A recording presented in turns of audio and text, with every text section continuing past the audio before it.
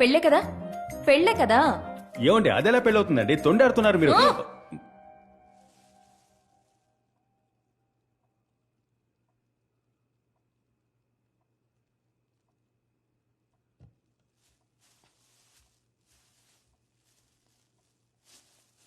ఓ ఓ కలగన్నావా? ఓయ్ చేసిందంతా చేసి ఇలారా. మా నాన్న ఊళ్ళో లేనప్పుడు మా ఇంటికి వచ్చావు కదా, నాతో పడుకున్నావు కదా.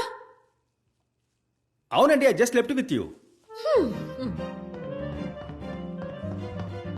విన్నావా ఏమండి ఐ స్లెప్ట్ విత్ యూ అంతేనండి. టైర్డ్ గా ఉంటే నిద్రపోయా. ఏయ్! అరే నేను నిద్రపోయానంటుంటే.